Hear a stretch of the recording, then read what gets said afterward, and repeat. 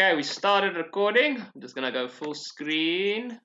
Yay, sure. Hey, Sean also got his video on. I didn't see.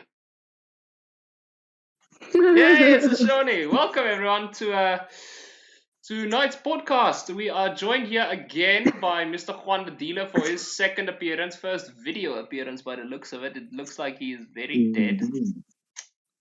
I feel dead. Just putting that out there. I haven't slept since Friday. Good. This should keep you awake, keep you thinking. Also, first time appearance for my sister over there in the flying squirrel outfit with a very nice looking camera. So if you guys don't want to look at a rubbish camera like mine, at least there is something there. There's some eye candy. I don't know. Depends what you want. Anyway, so yeah, the topic today. Just hold on. I'm curious why your sister has a nicer camera.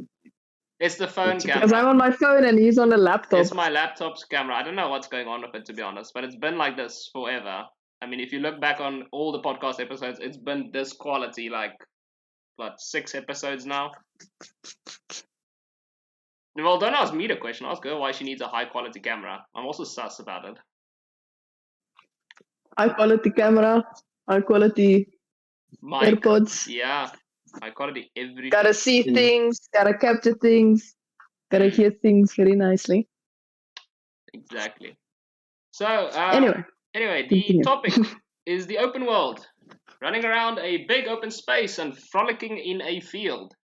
There are very few times, I think, in a game where a game developer has more pride than when it finally has that moment or break in the game where it's like, look at my gaming world. Look at all the detail. Look at everything you can do in this massive open world of gaming. Be free, player. Go do what you want. There's a few kind of moments in games that are more kind of, you can feel the pride, of a gaming developer. They're just going to show you, look at it. Look at all of this. And yeah, nowadays it's really hard to sometimes picture a game without, an open world.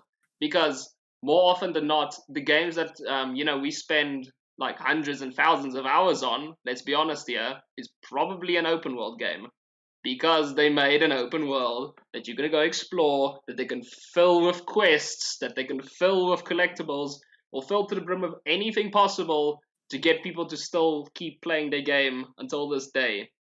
So, there's a lot of games that do that. So, yeah.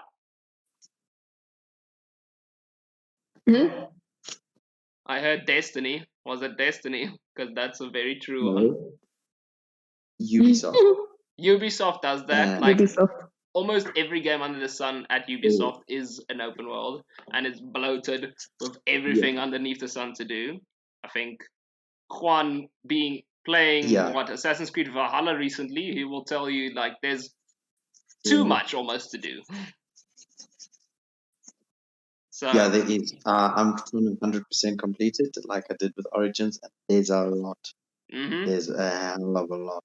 Yeah, and obviously, looking back on it, it seems like the most practical, business kind of plan, business kind of solution to a game. Just, make an open world game with a lot of content that people will keep playing it. Business-wise, that makes sense. Obviously, it would be wonderful if the business was like that 40 years ago, but obviously we know that's not true. That just wasn't possible 40 years ago because we didn't have these megabytes and gigabytes of memory so many years ago. So how did they actually manage all those years back to store open world games on kilobytes of memory and allow you to just explore these vast spaces? And as our games grew in size, that the worlds kind of proportionally grew in size too, or start its own sort of evolution. So we'll start at the way beginning, but again, let's also just see more or less where you guys started with this whole venture. Your first open world game, if you have to go and think back a bit, what was your first one? Very first one. Probably Far Cry 3. Far Cry 3? Yeah. No, I'm wrong. Forza Horizon. You played Forza Horizon before Far Cry 3? Did I? No. I can't remember. I think I played them at the same time. Probably more or less the same time, because I think you had both of the games on the 360, but you actually hit the nail right on the head as well for my answer. My answer was also Far Cry 3, funny enough, on the 360.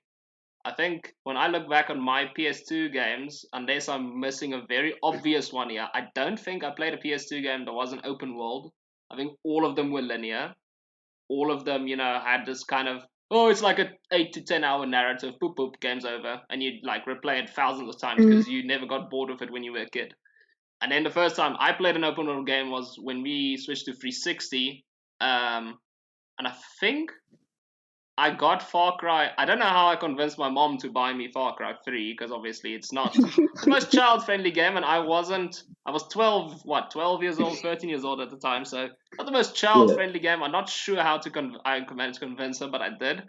And that was my first open world game, because it freaked me out, kind of, because I'm always used to these linear stories. So it starts off, normal, cutscene, you meet everyone, you're starting to learn what to do. And then I think there was this one scene with, who's the guy, Dennis or something. He tells you to open your map.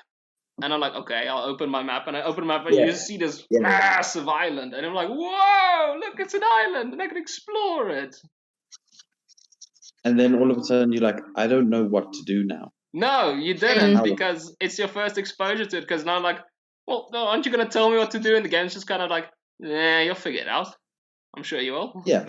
There's a base here, there's a base there. You want to raid it? Sure. Yeah. Go ahead, man. But like, also, there's pots, in case you want some pots. Yeah. You can go get some pots with collectibles. You go do that. There's so much shit to do. I'm going to play this for the rest of my life. It's going to jump you in the deep end, right? Mm-hmm. Because that's what it does. No, it's what open games are kind of. I don't know. If you ever play an open world game, it's kind of, it always has the expectation. You know what to expect. But remember now, for the first time ever gone from a linear to an open world experience, this is very new. Like, you didn't get an instruction set that you usually were used to. You didn't get like a marker. Well, sometimes you could get a marker, but I mean, we got a marker and a path, literally, to walk to the next objective in linear games at that time, mostly. Yeah, well, behind bush XYZ there's an ambush. Yeah, no, that's kind of, doesn't make sense. Right? It was a very strange experience. But now, judging by our answers, and remember, Far Cry 3 isn't that old. It's old, but it's not that old. It's like 2012 was its release date. And there may have been a few earlier ones you can think of, but like when we talk about the open world game mechanic, how far back do you think this goes? How far back do you think the first ever open world game was ever made? 1970. 1970, okay. Yeah. What do you think? Sega. SEGA. I don't know how to pronounce it. They made the first ever open world game. Did you Google this before you went to my podcast? I had to have something to say. 1970 is the first ever open world game made by Sega, correct? Want to take a crack at what game it was, though? I can't remember the name, but it's 8-bit. It is 8-bit. It's an interesting thing. It's kind of an obvious genre when you think about it for the first time. It's the flight simulation genre. It was a game called, I think, Jet Rocket. What's its name? Jet Rocket. So essentially, it's a video projection game. And it had these kind of innovative flight simulator. It had 3D landscapes. It was originally released in Japan, obviously being Sega, and then it crossed the pond to the US.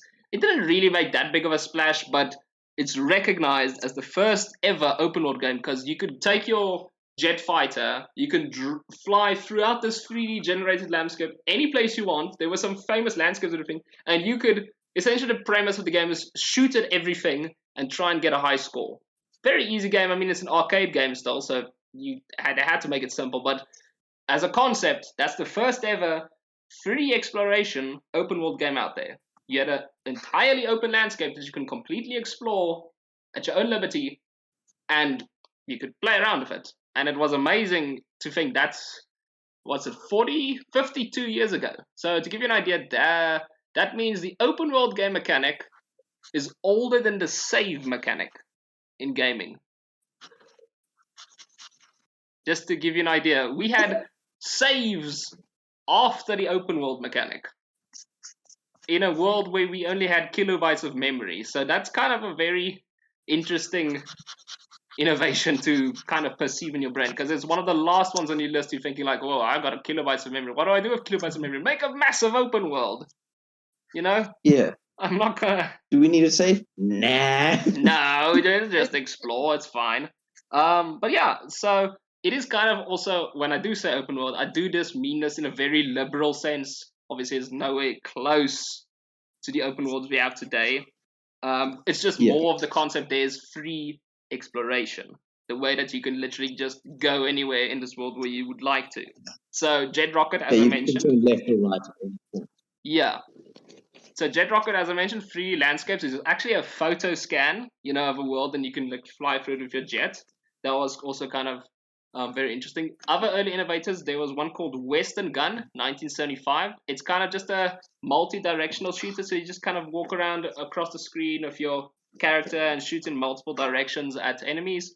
And it's just, it's a few rendered cactuses and tumbleweeds and bushes because it was set in Wild West. But again, free exploration. You can explore the entire game world as is, as your character, and go out there and do what you want. And the same actually would go for a little bit of a later innovation called Heianko Alien in 1979. That is a Japanese game, and it's a maze game. It was a maze chase game. Like in the open world, you'd be in this Japanese city, and you'd be chased around the maze by some entity. Aliens, essentially, in this regard. Now, does that not kind of sound familiar to something very specific? Being chased around a maze as a character by something supernatural, and it came a year earlier before Pac-Man. It's kind of coincidental, don't you think? It sounds like the back rooms, to be honest. It does sound like the back rooms. I'm pretty sure that YouTube video has now been pretty much viewed by everyone. But obviously, we did mention at the beginning, there is a issue that a lot of games at this point in time struggled with, and that was memory. You just can't store all the details of a game world you would like to onto such little memory. Sure, you can render it at this point, and some people did manage to do it, but yeah. So what about Minecraft? Well, Minecraft is we'll get to that one, because Minecraft uses something very clever that these people also used way back when. But Minecraft was also very clever in the way it uses a certain programming technique. But we will get to that, because Minecraft is a very, very good example of a technique still used to this day. But as we said, memory, let's just think about memory a little bit. We talked about the PS2 as well. You remember how big those memory cards were for the PS2? Right. It's one of my favorite things to talk about. You had an 8 megabyte memory card for your PS2. If you had 2 of those, you were the guy. You could go around tell people, I got 16 megabytes of memory. Like, whoa, imagine how much stuff you can save on that thing. You didn't have to even go delete your saves and all that. So that's 8 megabytes. To give you an idea, 8 megabytes is 8,000 kilobytes. And these games were only about, at this point in time, these games were only about 24 kilobytes. So the PS2 had 400 times the memory of these games. 400 times the memory of these games, and they still managed to produce an open world. It's kind of amazing. Now, we needed these precious kilobytes for a lot of things. We needed to store the game's instructions, store states of the game and what's going on, and the game open world. So now let's talk about that technique that my sister pointed out that Minecraft also uses, because we did see its rise in the 1980s, but it's this programming technique that made open world gaming essentially very possible going forward for at least a bit of time, until the memory was enough to do it way more detailed. This technique is called procedural generation. It's a kind of a buzz term, as you would put it. You've probably heard at some point but to give you an exact definition of what it does, procedural generation is the creation of game data algorithmically instead of it being pre-made by a developer or something. So while the game is running at runtime, an algorithm is running and decides to create everything in the game world. So obviously, think about Minecraft. You have a seed in Minecraft. The seed determines whatever. The algorithm will go out and say, okay, I'm going to generate a big birch forest, then a desert, then another biome and another biome and another biome. And I'm going to put caves here and I'm going to put caves there. That's all being done at runtime by an algorithm. That is not being done at any point by a developer. At any point is there code that tells you that it run. It's just an algorithm trying to figure it out. Yeah.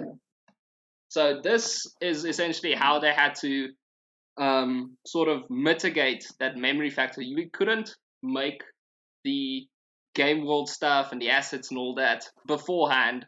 So they just had a little program that was inside of the instructions that would run the moment you boot up the game, and then you would be there and your procedural generation of a world would come. The first game really that would have this kind of organic approach. We did see it in some roguelike games in the 1980s.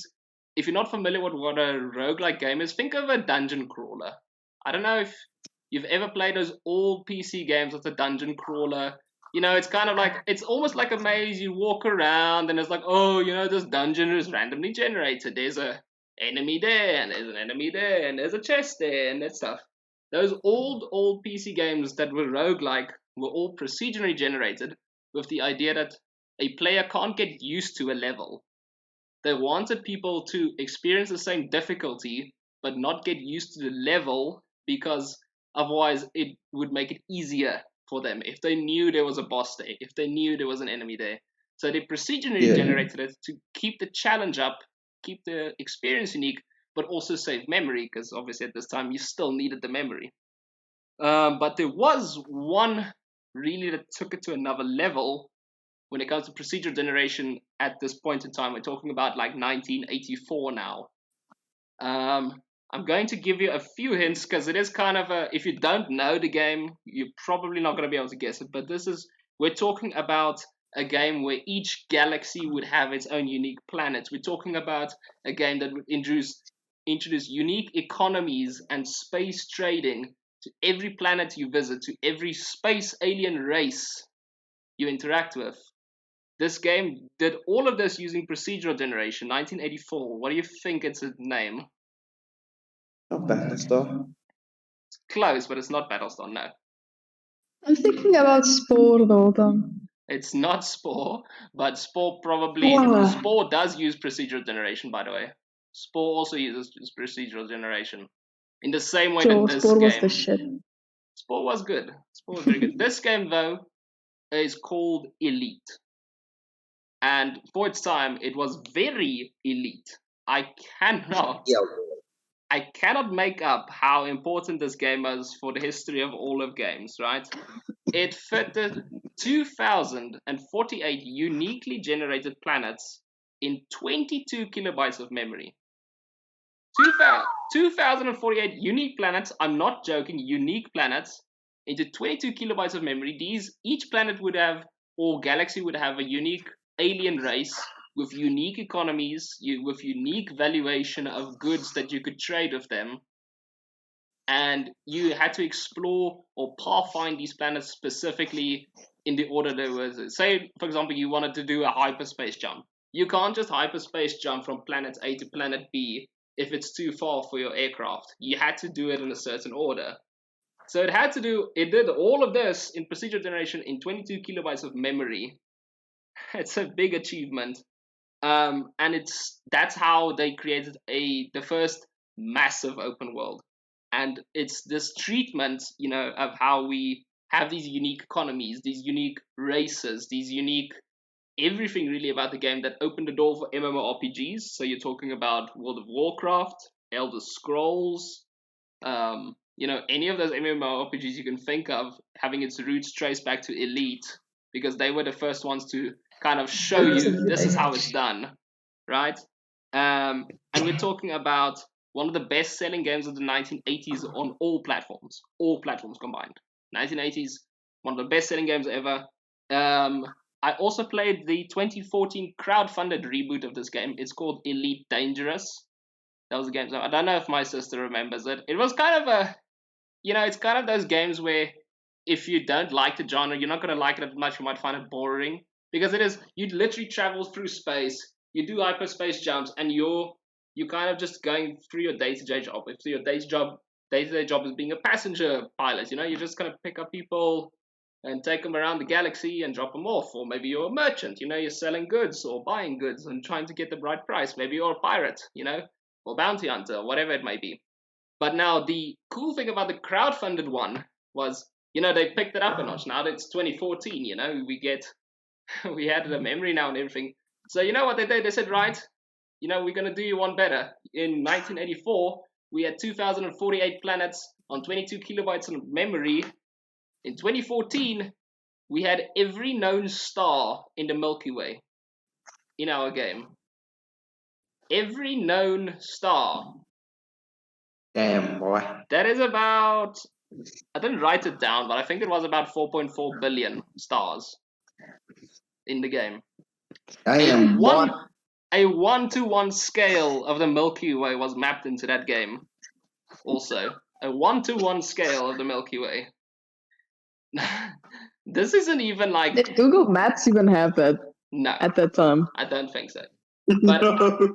I can't even stress to you, this is not even like shaving the tip of how well we went with procedural generation and memory and stuff like that. If we're talking about another game that came out right after that, No Man's Sky, right? Ooh. No Man's Sky came out 2 years after Elite Dangerous. At this point in time, No Man's Sky has 18 quintillion planets procedurally generated into its gaming system. Every planet has unique features. Every galaxy has a unique space race and unique economies. 18 quintillion. Do you know how much 18 quintillion is? That is literally a billion of a billion of a million, if I can put it that way. It would be literally 1 billion Earths. A population of Earths times 1 billion or something like that. It's just a number that we can't really picture. The human brain isn't meant for trying to picture exponential stuff because it doesn't work. But it's a big number. Let me just put it that way. It's a really, really big number. So, yeah. Eventually, some gaming developers did want to move away from procedural generation because while it is all and good that it helped us with our memory and keeps some stuff organic, and it does create this kind of challenge because not every same person will have the same game world because it's procedurally generated. It's something that if you're a game developer and maybe you want to make some special stuff in your world, say you think of your favorite game worlds, for example. Take Far Cry, for example. Far Cry has a lot of unique defining features in every one of its maps at certain points. It has landmarks. It has special locations, that has maybe really difficult enemies, or it has like really fun things that's happening there and stuff like that. You can't do that with procedural generation because you can't determine that stuff. Like that. You need to handcraft that, and that needs to be the developer that sits down, designs the level, designs the world, designs the environment, and goes and builds this game world. And that's just, it gives it a little bit of character.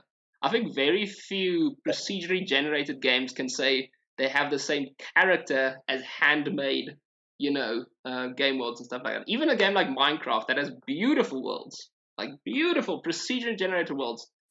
Minecraft is more about, it only becomes something really special once you build something. You hand make something in that world. If the world is plain as is, it's going to be nice, but it's not going to be defining. Because I can just make another seed and it might also look nice, but there's nothing defining about the world because there's nothing handmade. And that's where kind of the uniqueness of a game world comes in. But I want to also... The lack of Easter eggs and things like that. I mean, especially in like the Far Cry and Ubisoft series. Yeah, just talking about Ubisoft, they love the Easter eggs, and that's the game dev going in and sprinkling it all over their world. You can't do that with procedural generation. That needs to be a level designer, world designer, environmental designer sitting down, looking at the game world, say, what do I want to put in here? Get my development team. What do we want to put in here? Is there something unique we want to give? Is there something we want the player to be like, oh my gosh, look at this beautiful or big thing, or oh my gosh, what is that? It's sitting down and they're trying to specifically think of how to wow you. What? What are you thinking about? I said, you just walking around finding Easter egg, like, look, happiness. Yeah.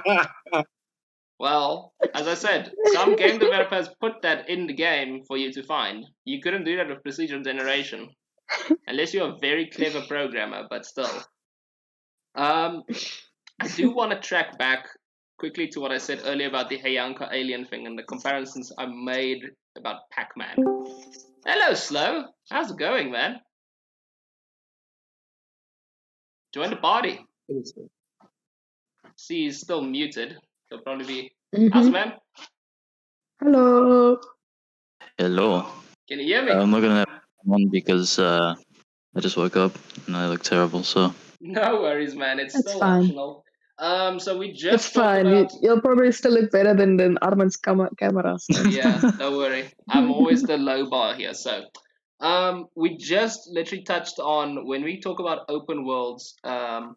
Thinking way back to the first open world games and stuff like that, like very far back, like 1970s, 1980s. We talked about there was a lot of things because of the open world that a game created, or the open world game mechanic that it used, that it would inspire a lot of things in the open world. Maybe it's like open world tropes, like open world characteristics. Maybe it's like entire gaming franchises and stuff like that. So a quick example that I just told them about, there was this game called Heyanka Alien in 1979, a Japanese game. It's a maze chasing game. So like you're in a maze, the maze is like a Japanese city or something, and you're being chased around by something supernatural, in this case aliens. Now that sounds obviously very familiar to Pac-Man, which is also a maze chase game. You're also being chased around by supernatural stuff, and you're also this kind of character that moves around and tries to escape or beat the maze, essentially. And that was a year after Heyanka Alien released. So that's a quick example, but there are way more gaming stories that kind of we need to touch upon about this, because a lot of them have kind of inspired gaming franchises and open world mechanics going forward. So we'll start with our first story, is a game called Wasteland in 1988, developed by none other than EA, of all people. And yes, they developed it. They didn't publish it and kill off the developer about 10 years down the line. They actually developed this game for the first time ever.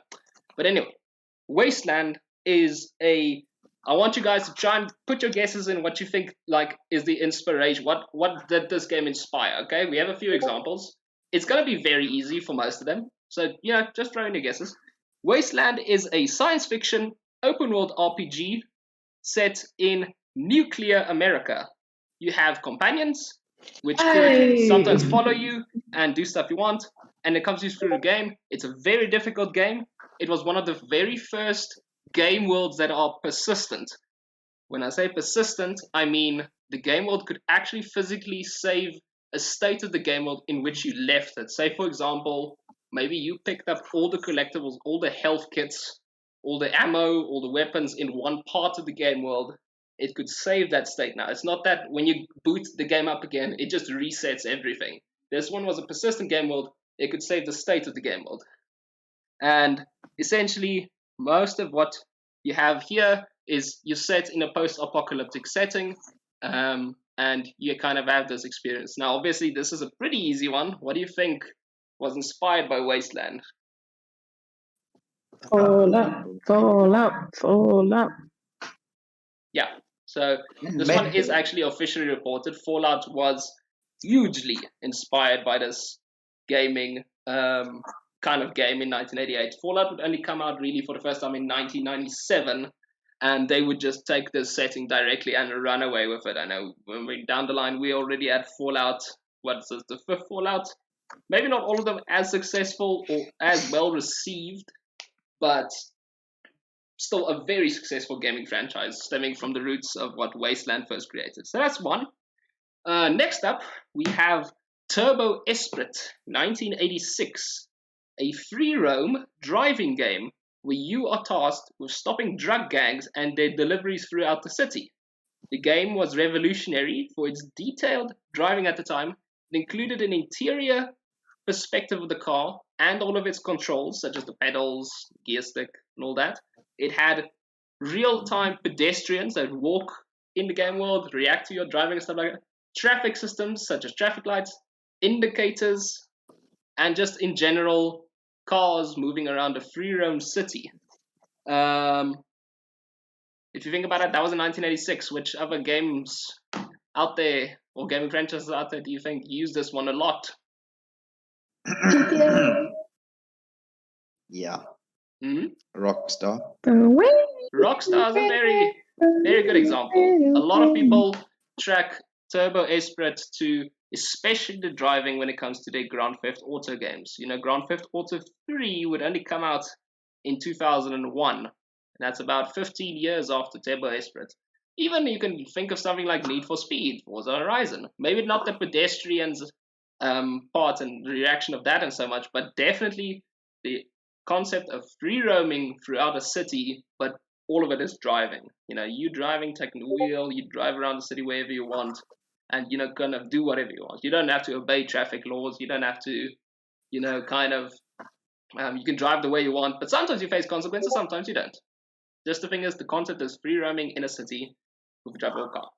That was Turbo Esprit's thing, as Juan also mentioned. Grand Theft Auto, very good example there. Okay. Also, there's another game actually that also did something a little bit also innovative just before Grand Theft Auto ran away. But a game called Quarantine in 1994 was the first game that had drive-by shooting mechanic. It's a little bit weird. I just wanted to mention it because it was funny to think about. That's what the game thought. Like it's the gameplay of Quarantine is almost exactly like Turbo Esprit, but they said no, we're gonna have something revolutionary. We're gonna have a drive-by shooting. Like 8 years down the line, but I want to also mention this game because, like, when I was researching it, it has probably the sickest game cover I've ever seen on a game. Like, I'm not even joking to you. It's such a simplistic game cover, you know, like just the cover art of the game. It's such a simplistic game cover art, but it's so good. It's so good. If you got like your phone or something or whatever, go Google Quarantine 1994. The game cover it's so good. But also next we have Hunter 1991, which was not only an open world game, but one of the first 3D sandbox games. Now I'm sure most of you are familiar when I say a sandbox game, you know more or less what that means, right? Yeah, you can pretty much create your own. Yeah, you're in a sandbox. Imagine like the point is the imagination is your limit. You're in a sandbox. You got all your toys you can play with, and you can COD map from World War II. Hmm? Is that one COD map from World War II? I don't know. Is it from the new COD? The one or what? Like World War II. 2018. World War II in forever. But I don't remember liking it. Did you like the World War II CODs or not? Nope. I like the old ones. Like the old ones when it was still kind of, you know, you saw everyone's perspective. You know, you got the US, and then at some point of a chapter you'd move to like Poland, and then the other chapter you'd move to like, I know, Frenchy. You probably surrendered in that chapter, but anyway. The point is, you saw a lot of perspectives at that point. I like those COD World War IIs. The new one, I don't. Vanguard, I haven't even touched or looked at because it looked bad the moment I saw it. World War II, I remember my cousin playing it, and it looked alright. But I don't remember any of its maps. I do remember actually. I know a joke. I have a joke. What's the joke? Why do French tanks have rear view mirrors? Oh, frick, they can see where they're retreating. So they can see the battlefield. Oh, okay. I see. Good. So, in all honesty, just putting this out there. We don't want more CODs. We don't want more Battlefields. We want Battlefield 1 back. I think we just need to cool it a little bit with our shooters and like make one big shooter and like just update it.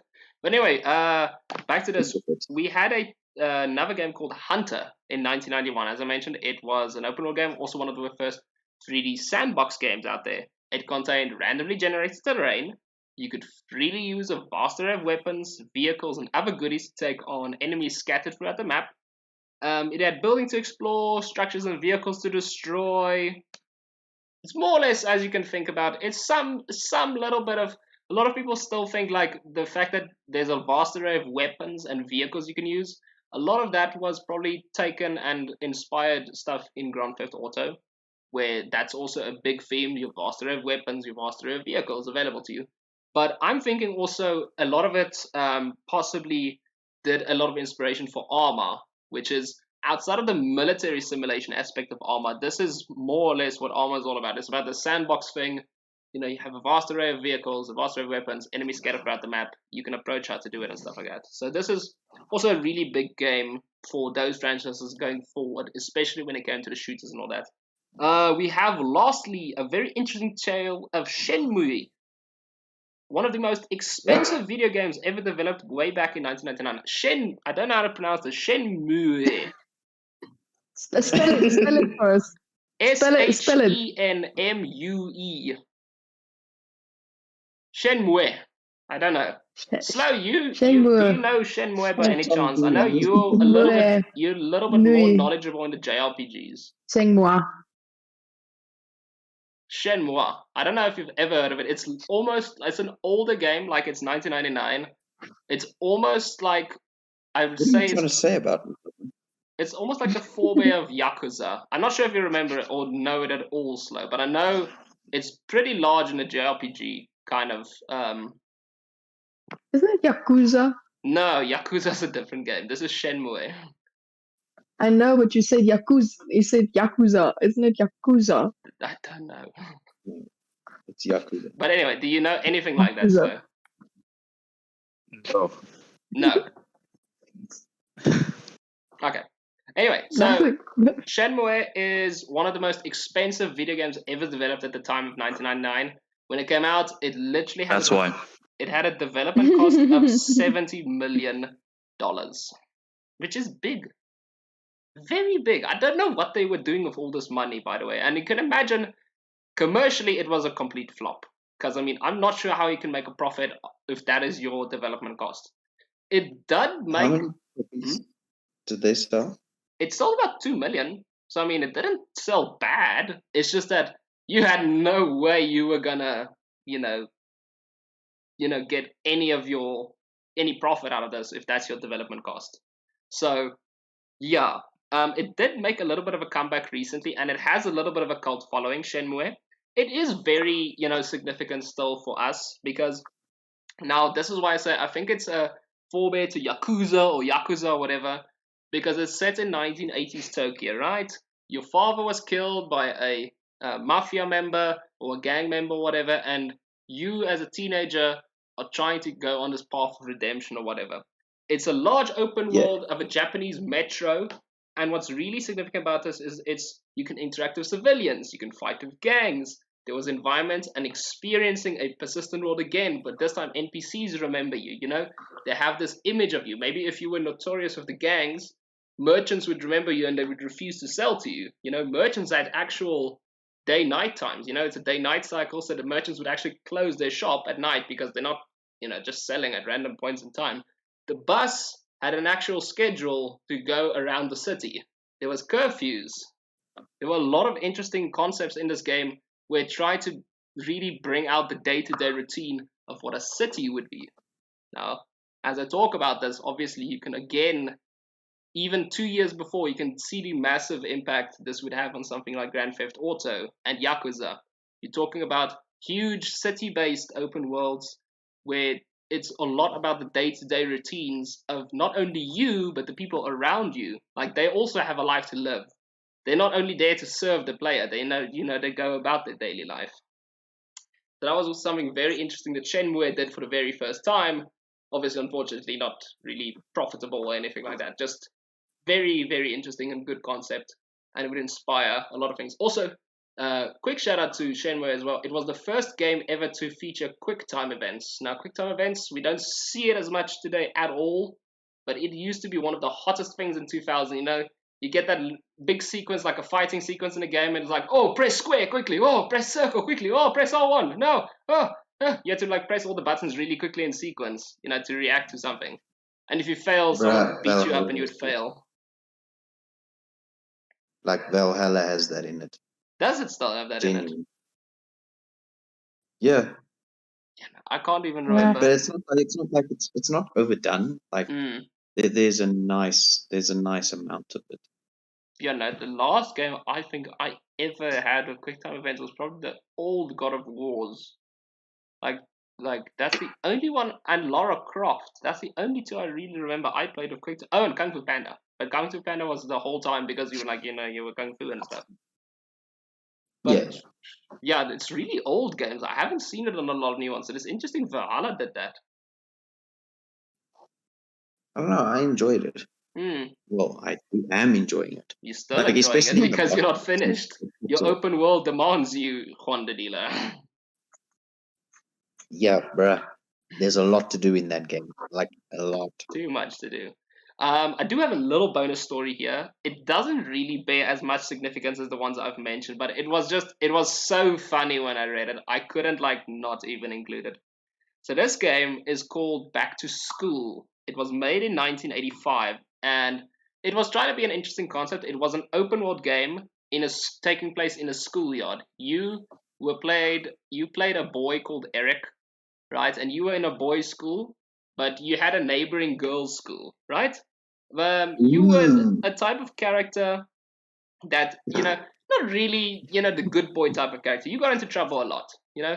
You would often have the teacher have you write lines on the blackboard and stuff like that, you know, and you got in trouble in class and you had to like try and figure out ways to get out of that. But the whole thing is like it plays out like a typical school story, but just a little bit of mischief everywhere. So you have this girlfriend, and you can only really see your girlfriend at break times in this game. And so funny. You can if you kissed your girlfriend, she would agree to write out a set amount of lines on the blackboard for you. And like you can repeat this favor only a few times, and she's like, "No, I'm done. You're just using me for this and whatever." But you can only see her at break time. There was this massive gate, and there's a gatekeeper. During class time, you couldn't see her. But you could sneak over the gate if you had your bike that you had to go get from your locked up in the supply room. Or if you, I can't remember there was a second one, like if you, I think if you use a stink bomb or something, I can't remember, to like lure the gatekeeper away if you use a stink bomb. Typical, you know, like school type of yard type of, you know, humor and stuff like that. The best part is, you can accidentally, in this game, commit suicide. Because the school building. How is that the best part? Hang on, just listen. The building is a multi-story building, so you could sneak if you were on the first story. Essentially, the gate is only as high as the first story, so you could sneak through the first story, go through the window, go over the tree, and then get past the school gate. But it's important, you have to do it from the first story. If you do it from the second story, the drop is too high and you will die. Now, the game over screen is your lifeless body lying down on the ground. The headmaster comes over to your body and says, "You are not a bird, Eric. You are expelled."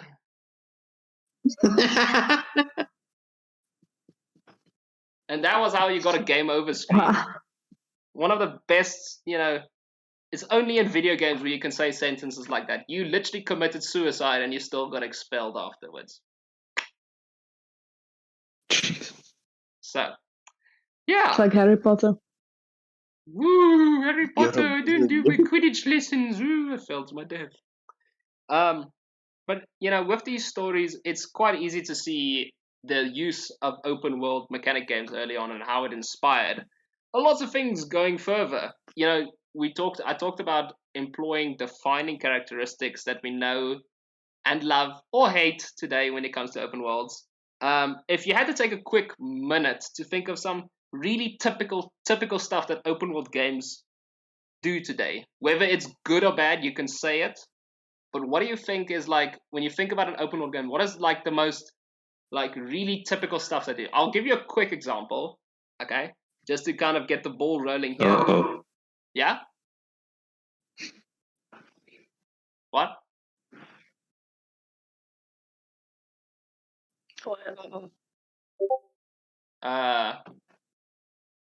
Did I get a Discord message?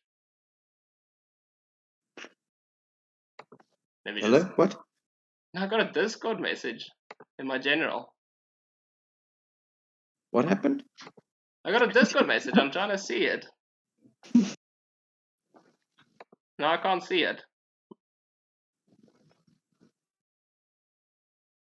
Have I missed something? Someone said, "Oh," and then. Oh no! Yeah. And then. Never The mind. daddy Big Mac said, "Never mind. I got a Discord message." So yeah, no. My Discord messages were going off. I thought someone was messaging me. Anyway, no. Defining characteristics of an open world. It's slow and in chat. Relax yourself. Never mind. So typical things. Let's just talk about something that Rockstar, for example, does a lot. They like to close off their open world and limit the places you can explore in the open world sometimes by saying it's law enforcement. Think of GTA or even Red Dead Redemption. They say, "Oh no, the law is after you. You can't go to this part of the map right now, so you're stuck in maybe this map." If you remember an easy one in GTA 5, you played as Trevor, and you were stuck in the really sandy desert part, and you couldn't go to the city because all of them were wanted after a failed heist, for example. Rockstar likes doing this a lot. They try and make you progress the story a little bit further by locking off the rest of the open world by something like law enforcement. One of their favorite things is law enforcement. So that's one of the very typical open world type of things they do. Do you know of any others that you can think of, like when you play your games now? Is there any typical ones you can think of? Well, your one very common one is your level difficulties of the enemies. So I'm looking at Ubisoft specifically when this comes. Like, you can technically go there, but you're gonna get clapped instantly. Yes. So that's for example called region locking. They don't specifically tell you you can't go there, but they make it like not desirable to go there because they throw the high level enemies at that point in the map, and you don't want to go there because, as Sean says, you get clapped. That's a region locking thing that Ubisoft has recently also done. like that. Hmm? Genshin Impact is also like this. Also region locking. Yeah. Like you can go there, but they like say like you need at least a team of like with a level total of like 200 and something, and then you're in the 60. You're like, but I'll still get some experience if I even try. So yeah. Then you just like die instantly. Very typical open world thing that's happened really recently and picked up a lot more in games. Slow, you got any on your side? You think when you play an open world game, is there something really typical you always expect to see in an open world game? Yeah, those quests that just get overdone constantly. Regardless of how many games there are on the same franchise, it's just the same side quest with a different name in a different area with different pedestrians and NPCs, bro. They just overdo it. So yeah, the bloating. We're gonna get to that topic also a bit later, but it's essentially when you have an open world and they feel like they need to fill the open world that they made, like the really big open world. So they said, I know what I can do. I'll just bloat it with quests, fetch quests mostly, but quests. But yeah. No, that's a very typical one. Yeah, exactly. Also a very easy one we can all think about, and obviously this has been popularized by Ubisoft, so sometimes people mostly think about it in Ubisoft games. You go to a certain structure, let's say, oh no, it's a radio tower, or oh no, it's a big structure thing, and I gotta go take over the radio tower, or synchronize the viewpoint, and what happens? The map's revealed! Oh my gosh! I can see everything on the map now. I hate that mechanic so much. Horizon Zero Dawn. Also, when you climb that big giraffe mechanical thing, and then it just gives you my. Yeah. Like the whole map, and you're like, wow. Yeah. No, this is thank goodness, because I was not going to run all this by foot. Yeah, that is a very typical thing where they try and help to pathfind you to explore in a certain direction, so you can reveal that part of the map and then do that part of the map. It's kind of how they operate. And Ubisoft popularized it at first. First games that did it was Assassin's Creed, Far Cry. And then a lot of people picked up on it. I don't know how many of your viewers are going to recognize this line, but anyone who's played Far Cry 3, you got to get those radio towers online, else I can't get the stock in from remote villages. Yeah, You that just lady can't really needs a weapon, man. unhear that. You can't unhear those lines. No, I can't. And it's a way to reel you in, so it reminds you to go do the radio tower so you can reveal more of the map and then thus explore that part of the map. And that's how they reel you Yeah, in. 100%. But yeah, no, that's also very typical defining characters. There are more, maybe a little bit more subtle ones that you can think of, but a lot of open world games rely on a lot of kind of almost cues for the player so that they know what to expect more in open world games. It's kind of like a formula that they like to follow. Now, Yeah, no, for sure. we look at the modern outlook now of open world games, talking about like how things are popularized and all that, and what it brought us. Some gaming franchises, interesting enough, even moved a lot of the games from a linear perspective to an open world or semi-open world experience. Quick examples I can think about: God of War was a more linear experience. It moved to a semi-open world experience. But even something as recent as like, remember those Lego Star Wars games? If you remember way back to the first ones, they were all linear. Literally, all you were doing in those games were like you were replaying the movie or the missions of the movie, and you had maybe a little social hub, like it was, for example, that canteen. That was a little social hub you can go to. But essentially, all it was like you can start the mission from here, or start the mission from here, or start the mission from here. It was completely linear. Now, if you look at the really new, recent one, the Skywalker Saga, that's completely open world. Like, you can explore the entire planets and interact with everything on the planets and do like entire like puzzles and side quests and stuff on those planets. And it's a completely open world experience. So they've moved away from the linear to the open world thing, obviously to enhance playtime, because now people are spending way more time on Lego games and exploring everything and every little secret and all that. But yeah, it's just that when you think about game worlds, especially the modern ones, look at those cookies, man. Are you gonna share? Mm-hmm. Just put it to the camera. We'll just open our mouth. Yo, I should button. I'll share my chocolate with you, please. Just give me a bite of it. It's a sharing session. I have this salty cracks that I'm trying not to demolish. Yeah. So no, when we talk about open worlds, like the modern open worlds, especially the ones they handcrafted and created, a lot of ones really have a more memorable look. And when you look back, it's probably why you spend so much time in it. Let's take a look at, for example, Skyrim, Los Santos, San Andreas, the historical settings of Assassin's Creed, even the lands between, where some people are still searching for maidens. Oof. And this only really would help if one of you has played or knows about Elden Ring. But anyway, yeah, the lands between is where you find your maidens. No maidens. But yeah. What's that book about the owl? What maid was it? What race is the lizard people again? The what? Argonians. The lusty Argonian maid. No, don't the lusty Argonian maid. Don't talk about that. Yeah, and it's not family friendly. Poor Slow has to cope with this. He doesn't want to know about the lusty Argonian maid. No. Hey. Easy. Just go play the game, man. You'll find the book. It's very interesting. But yeah, with more modern open world games, obviously you can think modern open worlds have created a lot of complexity when it comes to stuff, and with an open world with limitless exploration, and there's a lot of things they want to put in, as Slow mentioned, maybe it's a little bit of bloat, too much side quests, too much of this, too much of that, too much detail. It just becomes a lot of processing, and it becomes a lot of stuff that all of a sudden needs to be done.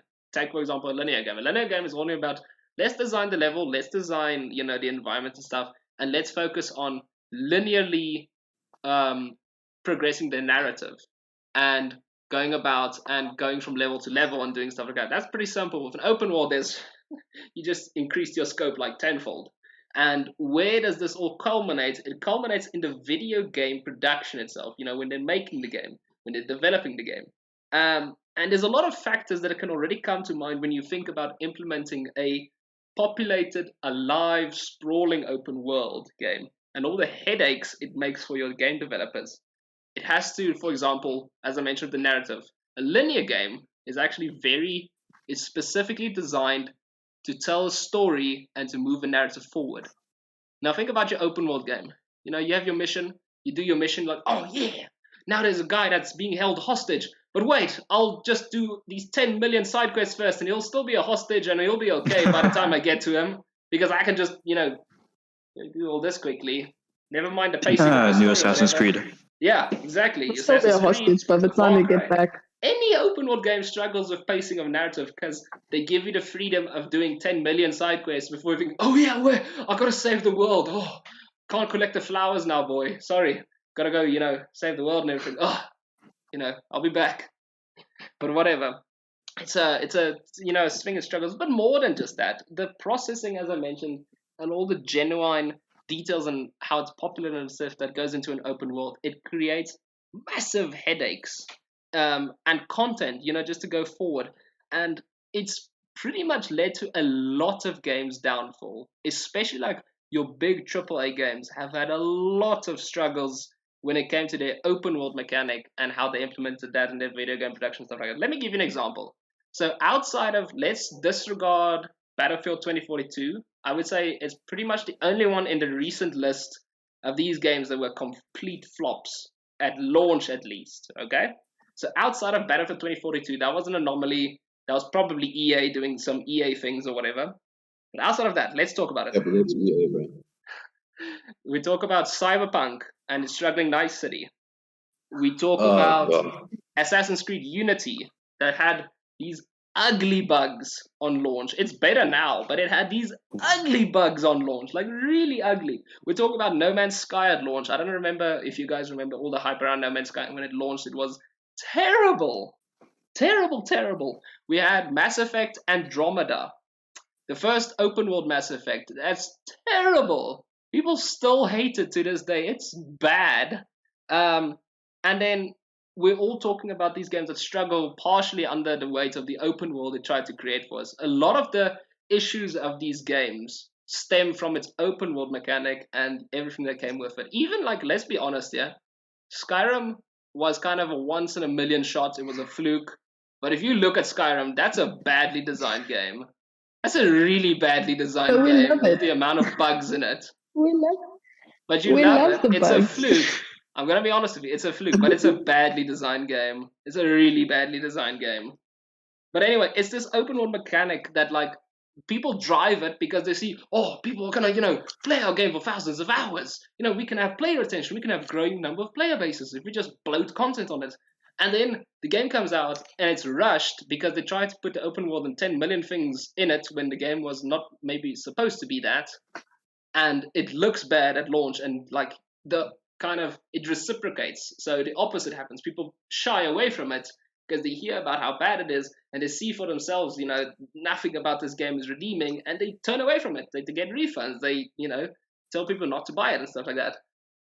So there was a report that came out recently. So now, if you were following Mass Effect Andromeda and you know of the Mass Effect Andromeda kind of controversy, so obviously, for those of you who haven't really played it, Mass Effect, before this game now, Mass Effect is a really popular game. Like a really popular gaming franchise. It's one of those it's almost Lovecraftian.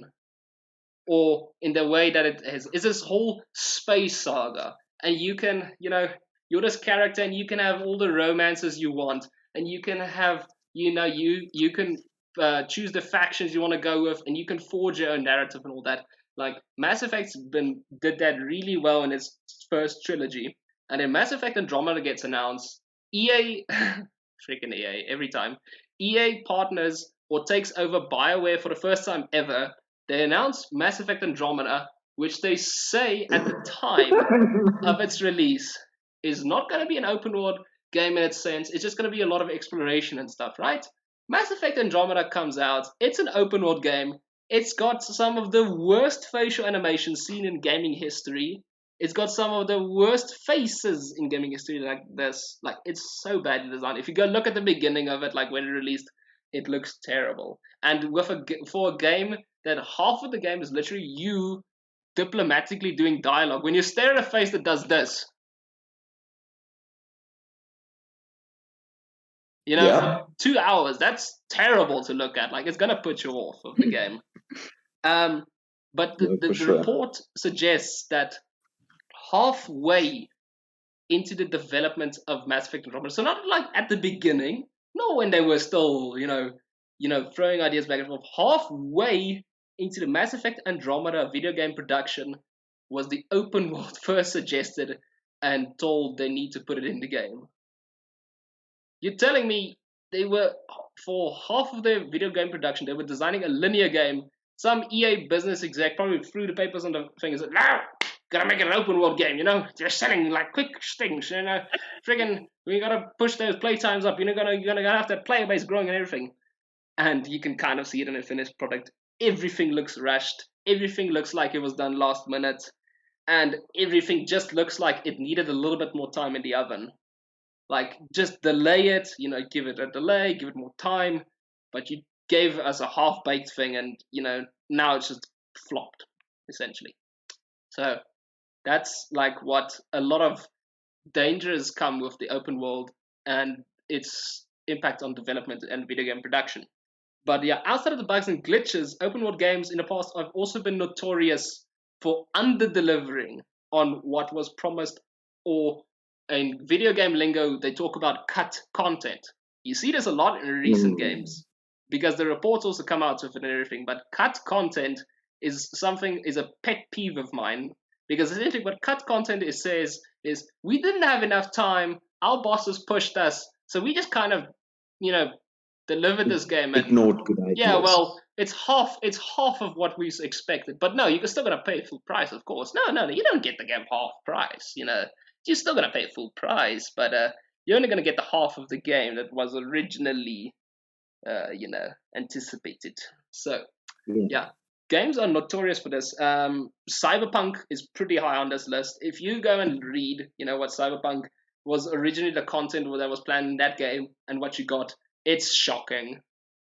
For a game that was already 7 years down the line into development, already had a delay and stuff, to look at the cut content and everything they missed out on, it's shocking what that game delivered. And I think if you were to look at a lot of that stuff, if you were to read some reports on some controversial games, you'd see the cut content and stuff like that. I don't know if you guys know of any games for you guys that like you'd read up on, so oh no, they cut all this content from the game. Were there any games for you guys like that, where you said like, oh no, I can't believe they removed this from the game, they promised me, but they didn't bring it in? Yeah, Metal Gear Solid 5, The Phantom Pain. Did they have, was it Ground Zeroes, or was it Phantom Pain that had the problems?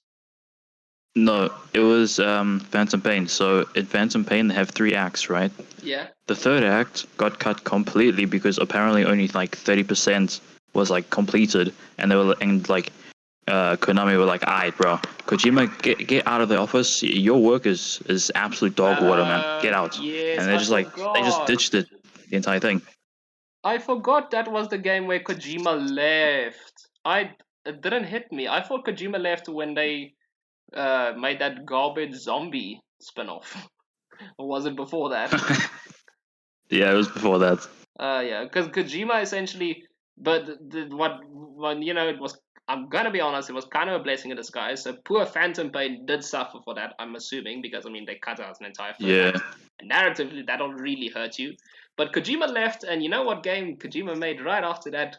Lovely Metal Gear Solid 5. It's still my favorite game of all time. Kojima went and made Death Stranding. And yay for that, because we wouldn't have that any otherwise. So I'm actually kind of happy about that. But yeah, cut content. Really a bane of the existence in game development and for gamers all around. But there was a game really that really kind of defines what cut content was. Way back in 2004, there was a game called Fable. Fable, typical. It was a typical RPG type of thing. Yes. Do you know Fable? Yes. So I know a little bit about it. there's a story about Fable, and it's probably recited in all of gaming kind of like circles from time to time because of its. It was one of the first examples of this cut content thing. Fable in 2004 was kind of this just a typical RPG. It was a good RPG. It had your sort of run of the mill stuff with an RPG as a storyline, character. You had an alignment of good or bad, and you can do stuff, and the NPCs would react to you. All pretty normal stuff. But the guy who um, made Fable, or was a co-founder of the studios, called Peter Molyneux. He was the co-founder of Lionhead Studios that made Fable, and he was essentially a hype man for this game and what it would be in his own words. The world would be a breathtaking, beautiful place filled with waterfalls, mountains, dense forests, populated with compelling and convincing characters with real personality, people who actually reacted to what you did. We wanted to give the player control of a hero who would adapt to the way they played, who would age, who would become scarred in battle, who could get tattoos, wear dreadlocks, and a dress if the player was so inclined. We wanted each and every person who played this game to have a unique experience and have their own stories to tell. Very lovely words, Very, very lovely. And the game did come out good. It's a good reception, People weren't like saying, oh, it's the worst thing ever.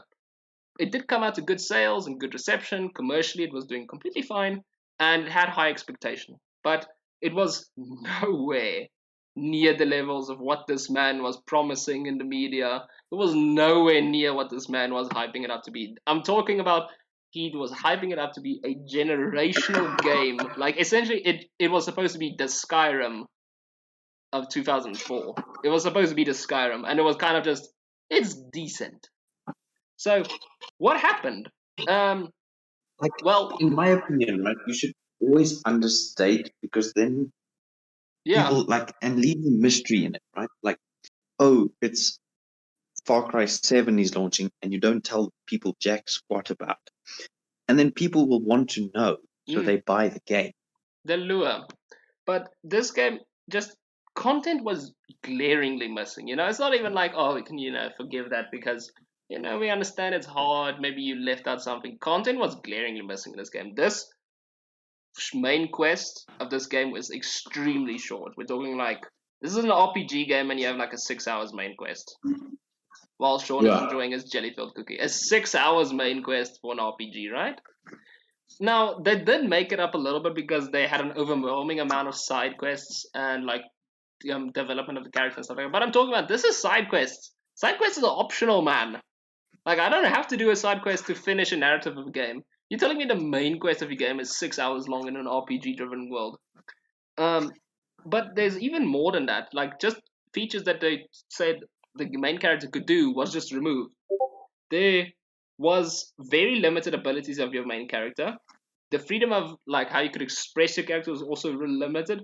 You couldn't. One of the big things that this guy was hyping up was, oh, you can have children, and your lineage is gonna be really, really significant in this game, or like people are gonna remember your offspring, and they're gonna have an impact on your family name and whatever. This was never in the game, by the way. You could never have children in this game at all. You couldn't like even incite a romancing option close to anything of that kind whatsoever. And this was one of the most hyped up things about the game.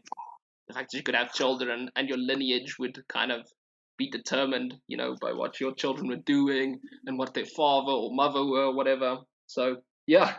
And to address all of this, Peter Molyneux just said, vague apologies said, he literally said, if I ever stated during the build-up of this game anything that would suggest something that wouldn't be in the game, I'm sorry. That was his words. Right.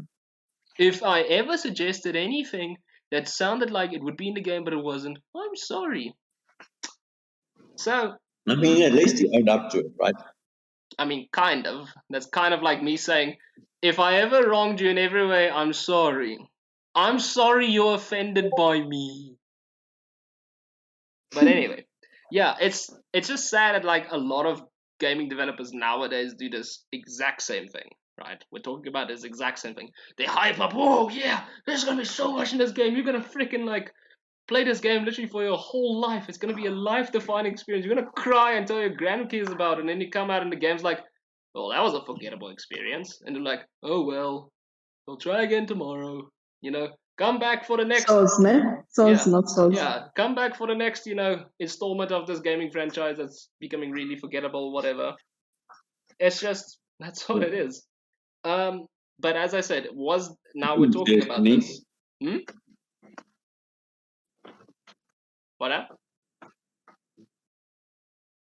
Destiny's become really forgettable. Destiny has become really forgettable, and it's one of the games that irks me. I'm going to talk about it also in a while.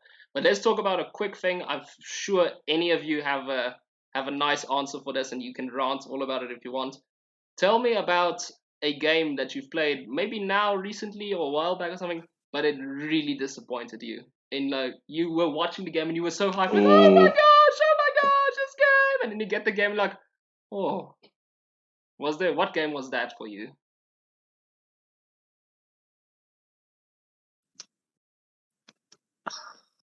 There has to be a game. Come on, there's so many disappointing games lately. There has to be one. I can name at least 5 off the top of my head right now that I found really disappointing. Totally reliable delivery service. You didn't like that one? No. Oof. How do you play for hours? No, Goat Simulator was so good. How dare you? It was so good, man. It was Simulator so was literally good, what it and was it's as still promised. so I don't good. understand what you were expecting from being a goat. I mean, they gave you everything. They even said yeah, we have some major glitches, and we love the glitches. We love the bugs. We love the fact that your goat could be here and here at the same time. Or that your tongue can be like 3 kilometers long. Well, I know, for Exactly. example, a big disappointing game for slow, as you mentioned, was the Metal Gear Solid 5. I was joking about the zombie spin-off, but that was a really horrible game. I'm not even stressing. Yeah, Slow can tell you a game lot just- more about it. It was horrible. Yeah. It just looked like a What, mobile the zombies game. one? Yeah, no, it looked like a mobile game. I'm not even joking. Dude, it's like like those fake Japanese apps that ads that you see on Instagram or whatever, and they have those crazy RPG segments and things like that. Yeah. Dude, it literally looked like that with the Metal Gear title slapped on it. And I'm like, hey yo, we just made Metal Gear with his zombies, and dude, no one's played zombies in 12 years. What? It's just it's a little bit. It's because the developers at Konami realized. Oh no, we're tone deaf. We just realized this now. We're very tone deaf. We don't really know what the community wants at all. But yeah, but then they don't ask either, right? Or they do ask and don't listen. okay, but I'll run you through my list. Cyberpunk, obviously, it's gonna be an obvious day for me. I hyped that game up. I bought that game and downloaded it day one while I was on a holiday. I took my PlayStation with on a holiday to download this thing because I wanted to see Cyberpunk for the first time. And you know what I got? I got rubbish on a plate. It's one of the Battlefield 2042. I played the beta, and I was worried at beta. I was telling my friend, you know what? I don't think we should buy Battlefield 2042. This doesn't look ready. And you know what happened with Battlefield 2042. I played a little bit of Far Cry 6. That's genuinely terrible. It's just gone stale. And it's bad. And there's just so many disappointing games. I can't even stress to you. I've gone through a big list of them, but there's a lot of them for me that's been disappointing. And that's various reasons. Black Ops 4. Black Ops 4, I don't think a lot of people even remember Black Ops 4. If you tell people, they'll be like, huh? There was a 4th Black Ops? Huh? Yeah, it was the second title that has jetpacks in the game. Let's go, man. But it's even sticking on the theme of Call of Duty. How many recent Call of Duties do you guys actually remember? Let's take Modern Warfare out of the equation completely. Modern Warfare go out of the equation. Go look at Cold War. I've barely acknowledged at all. Yeah, because then you get Vanguard, Cold War, Black Ops 4, World War 2, Infinity Warfare. Those are the last 5 if you take away Modern Warfare, by the way. Do you remember any of those? Nope. Nope. No, I don't. And exactly. Black Ops 2 is like burned into my memory. And that's That's 10 Oh yeah, not years something ago. 100%. else. Black Ops I'll 1, never 2, forget that. 3 are still there. You know, Black Ops 2 is 10 years old, by the way. So happy birthday! Woo! 10 years old. Yeah. Is Black Ops 2 also the one with the zombies arcade mode? All of the Black Ops have that one, by the way. But yeah. Okay, but that's the only one I liked. But anyway, yes, that is like, for example, that is just, I don't know, games have a lot of, I don't know why every game stresses to be hyped to the point of extinction, and then like it comes out, it's like, it's decent, but what was all this nonsense you guys were talking up? And it's like, it's gonna be life defining. Like I'm gonna have to sell my house to like play this game for the rest of my life or something.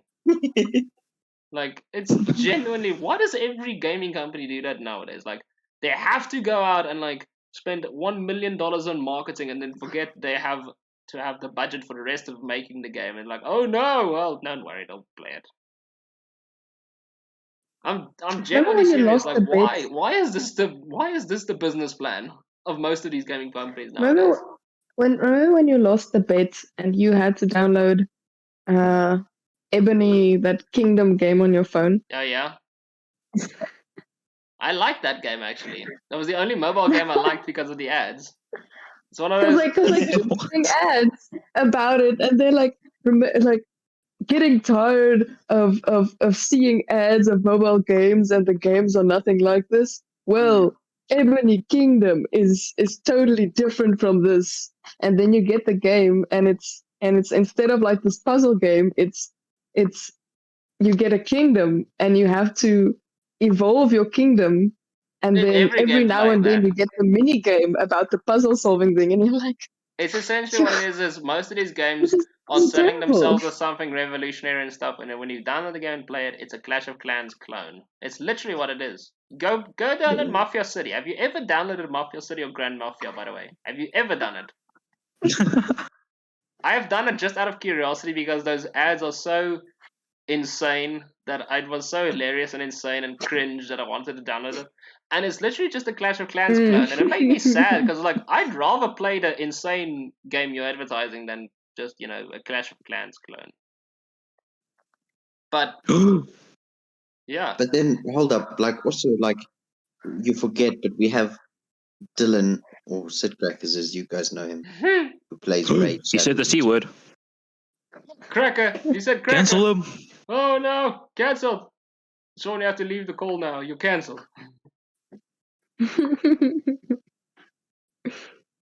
You were racist. Anyway, yeah. No, Sean's right. Like, there are genuinely people out there that play these games, which is weird. But anyway. And like I could punch people for playing that stupid muppet of a game. Yeah. It is No, so it's a stupid. bad game. Well, most It of them really is, right? So, but yeah, tracking back quickly to what I said regarding consistency in a narrative and pacing of a story, open world games do struggle with this, obviously, as I mentioned, like pacing of a story. Because the thing is, you're giving me too much freedom. Now I can decide what pacing I want to do. But it's something that I had an open world issue with. It's just an issue that I've always had. I don't know why. Like, I can get lost into an open world game and I can forgive it for stuff. I love The Witcher 3. I love the Red Dead Redemption 2. But I hate the fact that I have this really, really, really important mission to get to, but the game allows me to do all of this stuff on the side without any consequences to, the really, really, really important mission right there. It's just something I that's... know what you're saying. Yeah. It is, because it is. I mean, I can do anything in the game I want. I can go shoot up all the banks across the whole state. And then I'm going to go back to the narrative, and the narrative is, oh, we're going to rob this bank. And you think to yourself, wait, I already did that. What? So, you can go rob every single bank out there and have all the money in the world. And then you go to the narrative, it's like, all right, guys, we need money. We need money. We need to have a little bit more money. I want to go to Tahiti. I want to get some mangoes in Tahiti. Just have a little faith, Arthur. But it's literally what it is. Like Yeah. you're just casually on your way to the next mission. There's this Yeah. guy stuck in a tree. Help! Help! There's a mountain lion. Just like ah.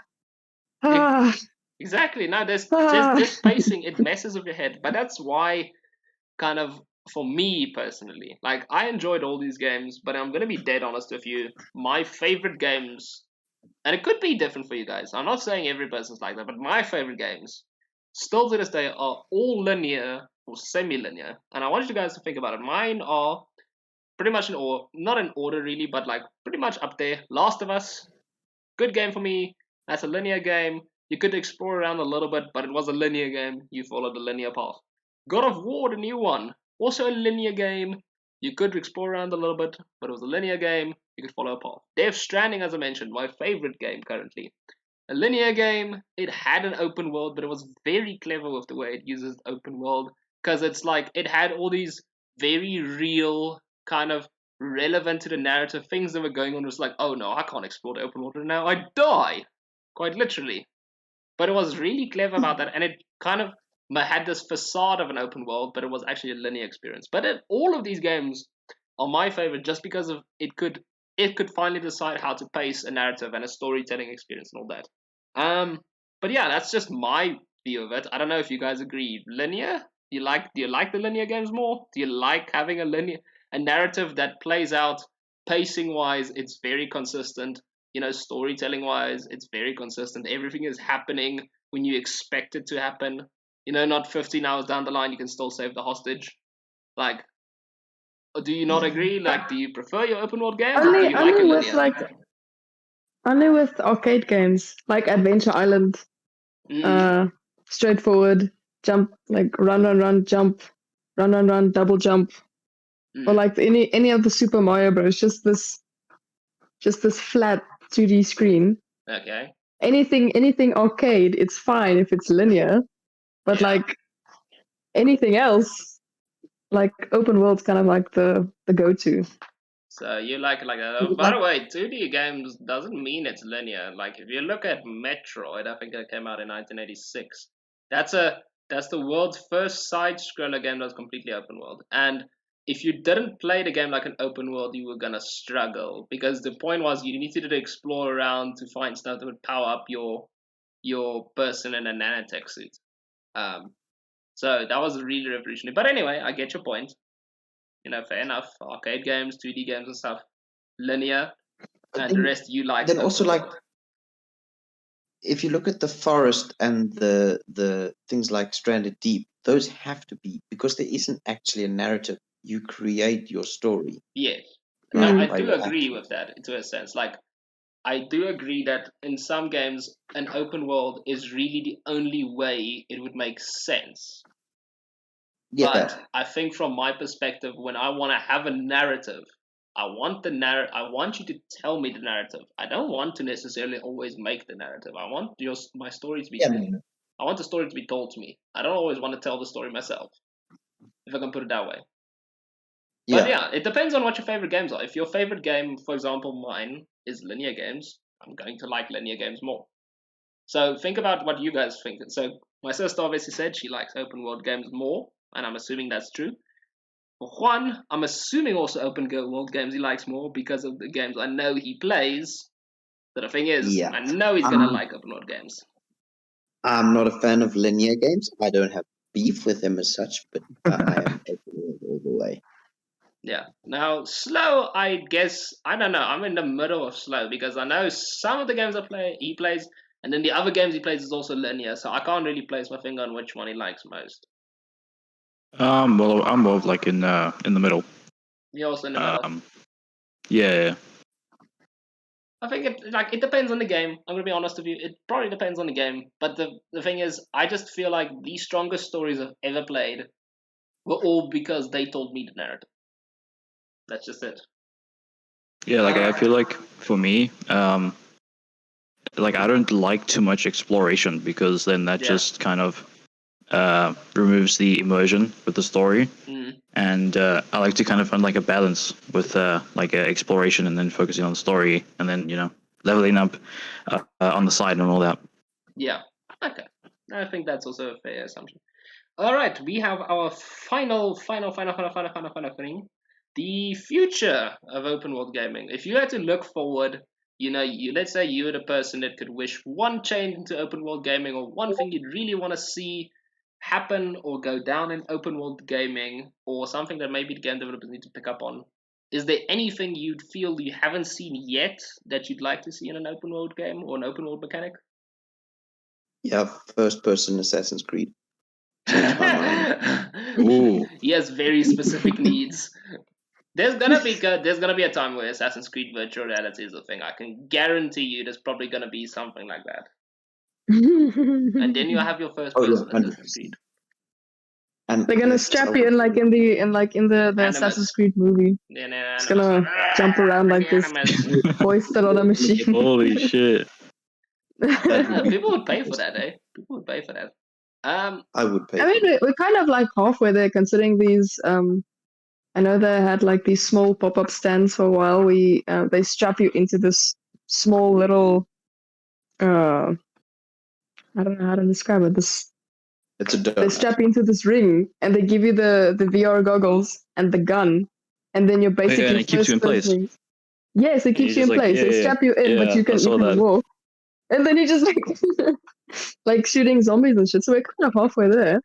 We are kind of halfway there. My own animus in my house. I'm down for that shit. You'd never leave you gotta your be house like at that super point. rich. You'd never leave your house.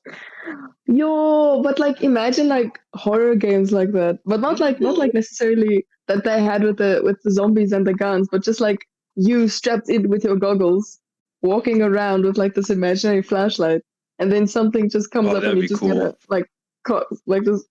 I'm guaranteed someone's rigged it. Or has a rig like that somewhere. Outlast. Imagine Outlast with this holding up your recorder, just looking like this the whole time. That could be an immersive experience for open worlds if you were the person physically doing all the activities in open world. That's an immersive experience, so that could be a cool feature. Slowly, anything from your side you think future-wise?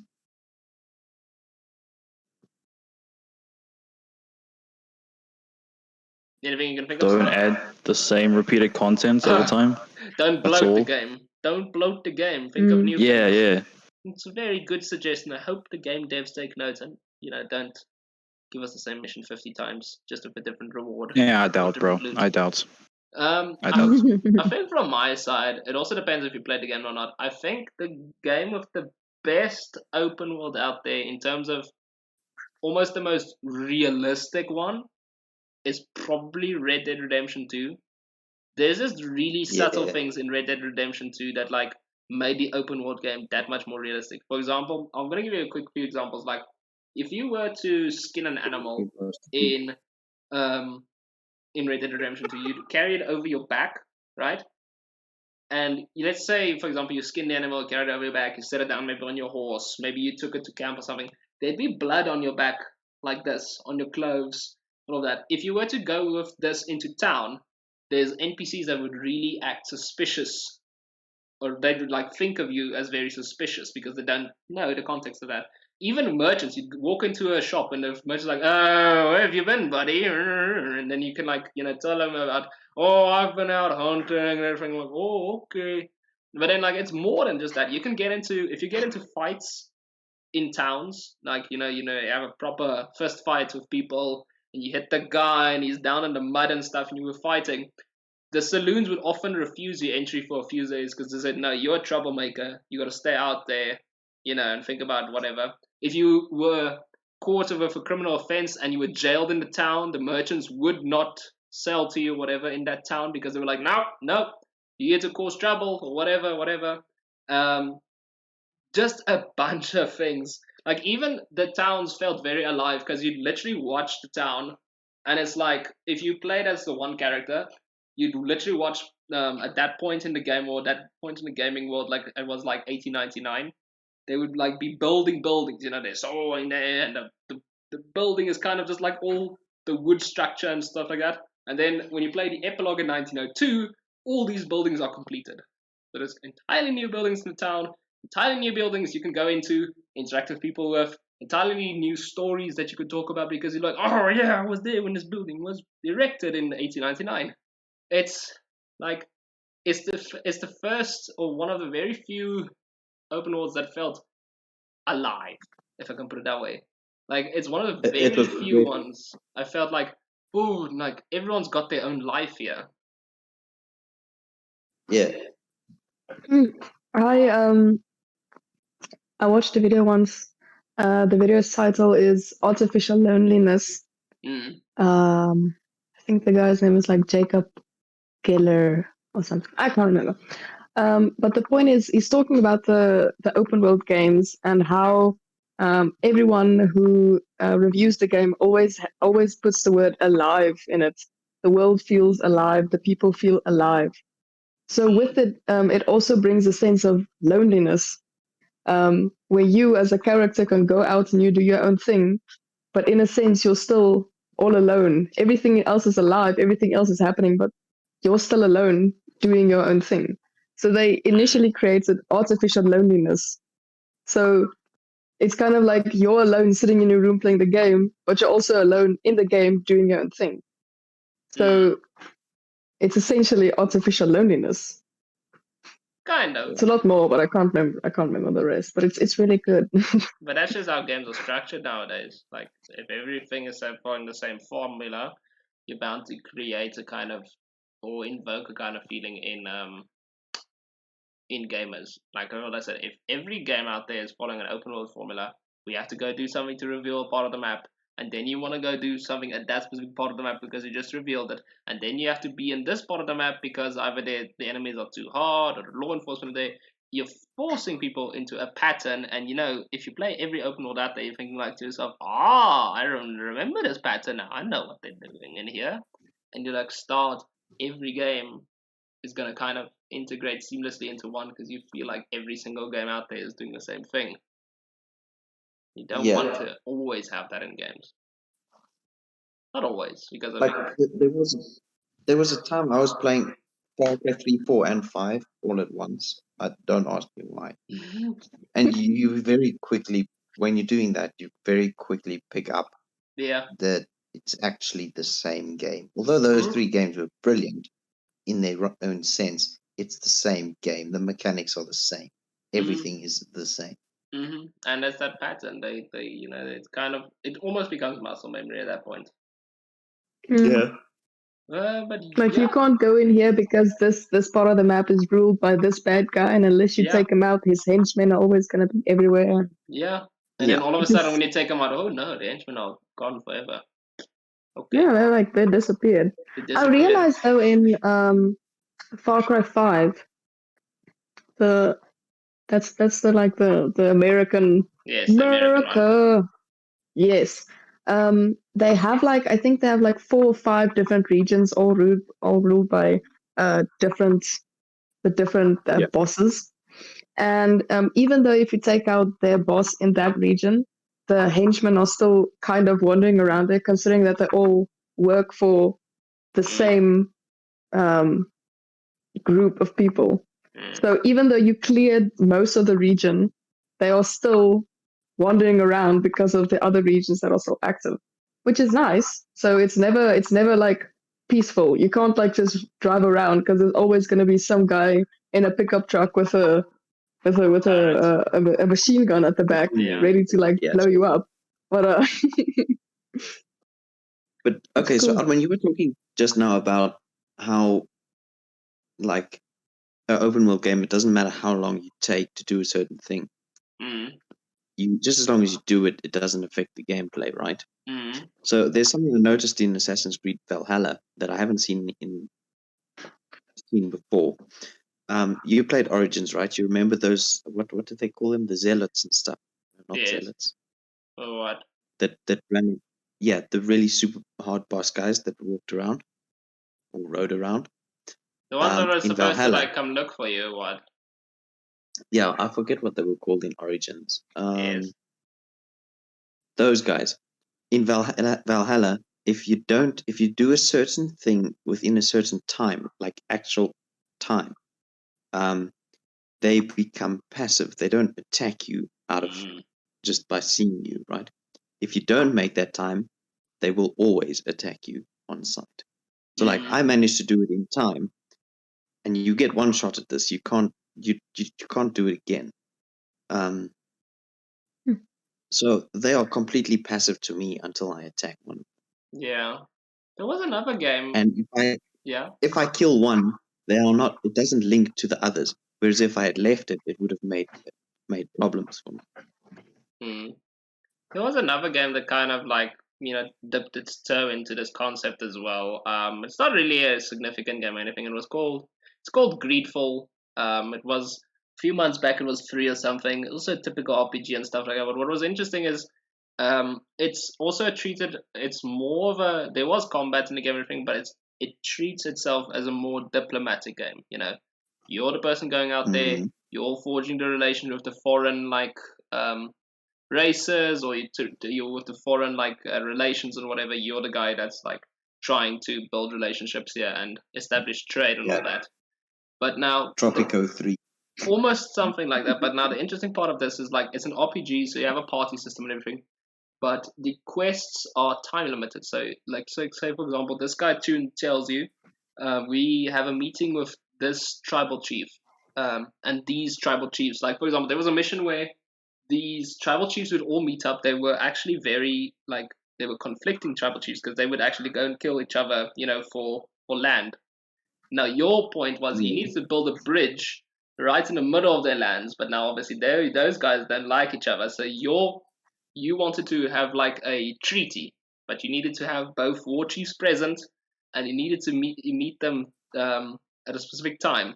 And the game stressed upon us. It was 12 hours until the quest would happen. 12 hours sharp. Like it happens only in 12 hours. It doesn't happen like, oh, you can do it whenever, or oh, you can do it now. It has to happen in 12 hours from now. But you have to take into account a lot of things. Like you have to travel there, which takes time. You have to, for example, take care of things while you're traveling there, which takes time and all that. And you have to time it right. Now, out of curiosity, I purposefully took too long. Like I did it on purpose, where I took too long to get there, just to see what happens. Like, would anything happen if I were not on time for this meeting? And what happened was, I get there like literally a day late. I come there, and in the hut, all over the hut, there's a bunch of bodies. I come ask what happened here. Is like, oh no, you didn't show up, so they just killed each other. I was like, oh, okay. So there was actually consequences to what I did. Okay then, good to know. Yeah. But that's an interesting concept. Like, I think games should honestly do more stuff like that. Be a little bit more realistic. Like, you don't have to go ultra realistic and like make it almost like real life, because let's be honest, real life can be a little bit boring. I'd need a little bit of that gaming fantasy, but make it a little bit more realistic, because it's something that could genuinely happen. You're not showing up for peace talks between two warring war chiefs. What do you think is going to happen? You think they're going to have a picnic? No, they're going to kill each other. Yeah. So it's generally something. But yeah, I've had my say. I don't know if you guys want to have any final words, lasting thoughts, closing prayers, or anything that's for this podcast. But yeah, that's what I had to say. No, I think I've pretty much said everything I think about open worlds. Okay, slowly, you're also good. Yeah. What was that? No, I'm good, bro. I'm good. Okay. Oh, good, man. All right, well, thank you everyone for joining us again for another podcast episode. It was super fun to have you all around. Thank you for the returning Juan and Slowgogaming for giving your insights, as well as a first-time appearance by my sister over there on the left. Thank you all for joining. I hope you guys learned something. I hope you guys walk away with wisdom in your hearts, and I hope you guys tell those game devs to stop giving us bloated open worlds, man. Give us real open worlds. Give us unique quests. Give us cool stuff we can do. But anyway, yeah, that's all we have time for. Thank you everyone for watching this. I hope you have a very wonderful day wherever you may be, and we'll chat again next time. Yes.